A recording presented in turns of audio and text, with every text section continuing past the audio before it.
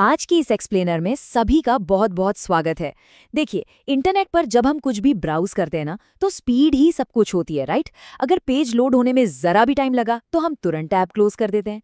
लेकिन क्या कभी सोचा है कि दुनिया भर में ये ग्लोबल स्पीड आखिर अचीव कैसे की जाती है?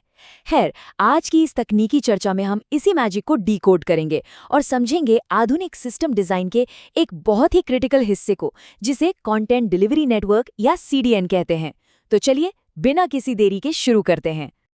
आज की हमारी इस चर्चा का रोड मैप बहुत ही सिंपल और क्लियर रहने वाला है। हम इन 5 प्रमुख एरियाज को कवर करेंगे। सबसे पहले ग्लोबल लेटेंसी की समस्या को समझेंगे, फिर देखेंगे कि सीडीएन कैसे इस गेम में एंट्री लेता है। उसके बाद सीडीएन का वर्कफ्लो, फिर बड़े सिस्टम्स में इसका आर्किटेक्चर इंटीग्रेशन और आखिर में कुछ बहुत ही ज़रूरी सीडीएन कॉन्सेप्ट्स पर बात करेंगे। एक बड़ी प्रॉब्लम से लेकर एक बेहतरीन आर्किटेक्चरल सोल्यूशन तक का सफ़र आज हम तय करने वाले हैं। तो सबसे पहले बात करते हैं सेक्शन 1 की, ग्लोबल लेटेंसी की समस्या, जहां दूरी गति की सबसे बड़ी दुश्मन है। आइए इस बुनियादी भौतिक समस्या की तह तक जाते हैं। वेब की दुनिया में आप दूरी को नजरअंदाज नहीं कर सकते। तकनीक चाहे कितनी भी एडवांस्ड क्यों ना हो जाए, डेटा को केबल्स और फाइबर ऑप्टिक्स के जरिए दुनिया के एक कोने से दूसरे कोने तक पहुंचने में समय तो लगता ही है।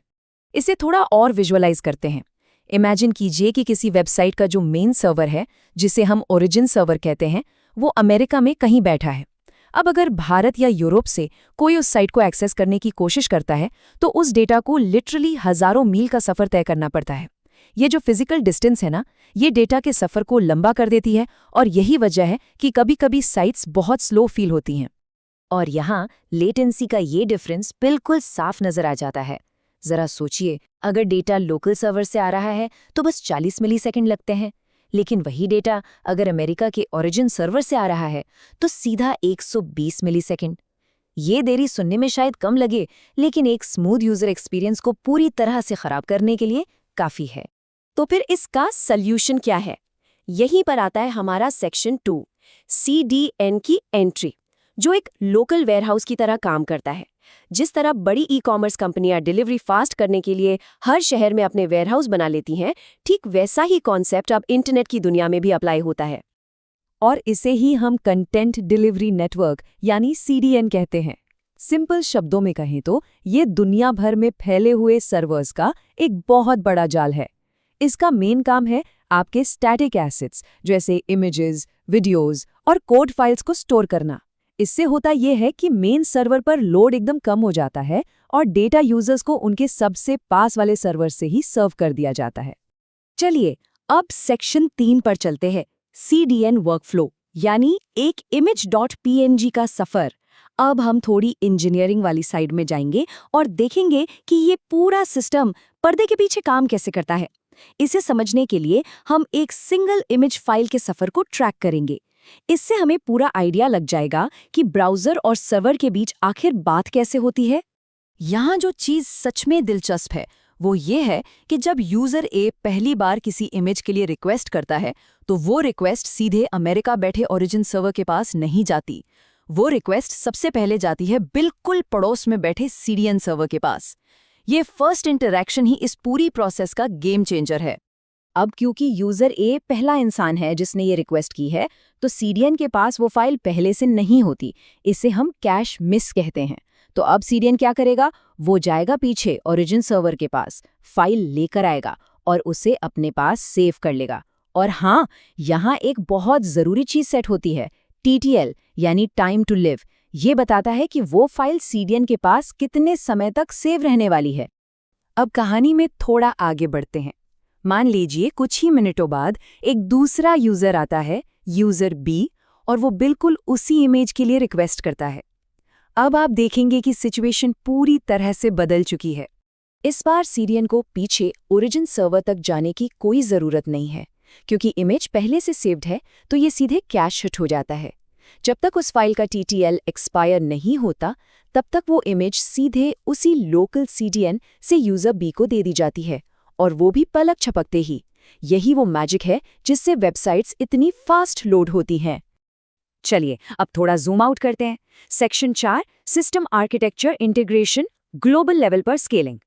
अभी तक हमने सिर्फ एक फाइल की बात की, लेकिन जरा सोचिए, जब लाखों करोड़ों फाइल्स की रिक्वेस्ट एक साथ आती हैं, तब बड़े टेक प्लेटफॉर्म्स इस तकनीक को अपने सिस्टम में कैसे इंटीग्रेट करते हैं।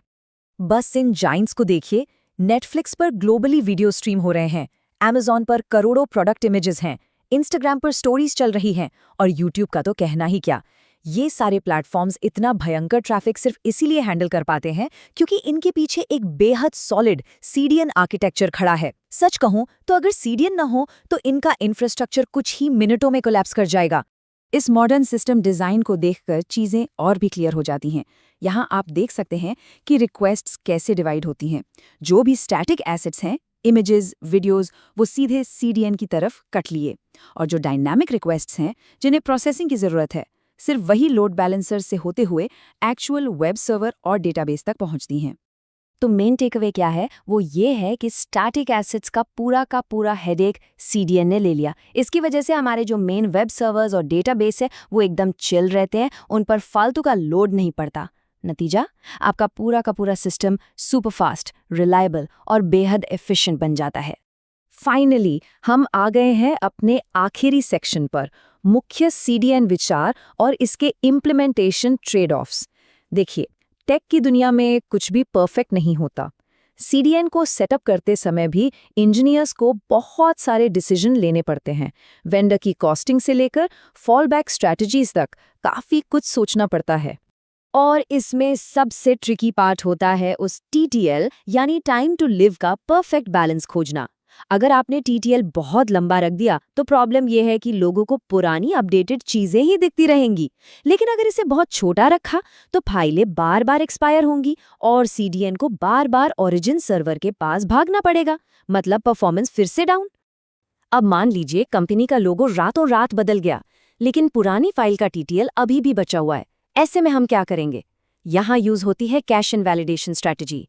इंजीनियर्स या तो वेंडर के एपीआई के थ्रू पुराने कैश को जबरदस्ती डिलीट कर देते हैं, या फिर एक बहुत ही स्मार्ट तरीका अपनाते हैं, यूआरएल में ही वर्जन बदल देते हैं, जैसे style.css/v=2।